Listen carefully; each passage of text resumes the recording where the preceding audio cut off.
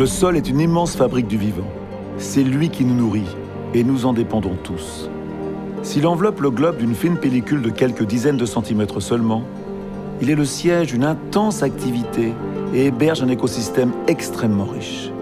Les insectes, les vers de terre et les milliards de bactéries qui s'y développent digèrent comme un estomac géant la matière minérale, végétale et animale, puis la transforment pour produire les nutriments nécessaires à la croissance des plantes, qui à leur tour alimenteront les êtres humains et les animaux.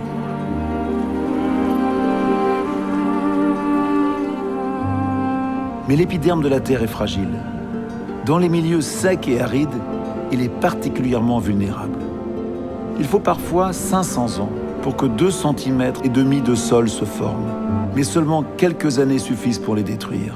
On appelle ça la désertification.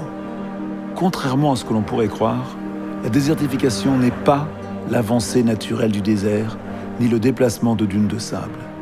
C'est l'épuisement des terres cultivables sous l'effet de l'activité humaine et des changements climatiques. Ce n'est pas un processus naturel, c'est la conséquence des actions de l'homme. Aujourd'hui, un tiers des terres émergées est menacé par la désertification.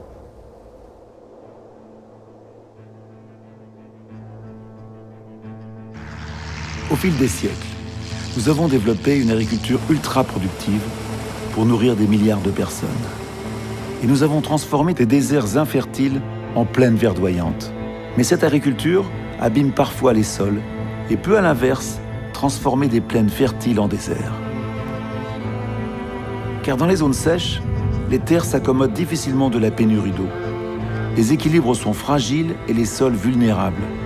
L'action de l'homme peut les faire basculer vers une lente dégradation. L'utilisation d'intrants chimiques affaiblit les organismes vivants qui font la fertilité d'une terre. Le labour systématique dessèche et tasse les sols. La déforestation et le surpâturage privent les terres du couvert végétal qui les protège de l'érosion. Sans la protection des branchages, sans le renfort des racines, le sol s'assèche et se fait emporter par le vent et les pluies. Les systèmes d'irrigation mal gérés augmentent quant à eux la salinité des terres, rendant les sols infertiles.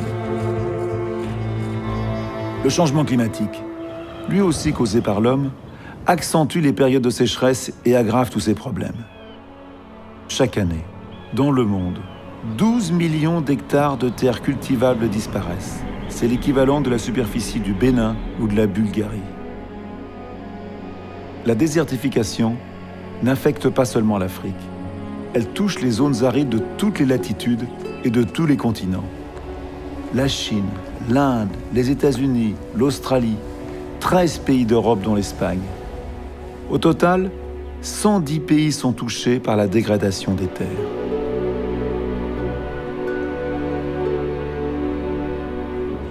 En fait, la désertification concerne l'humanité tout entière, car l'épuisement des terres diminue la productivité agricole mondiale.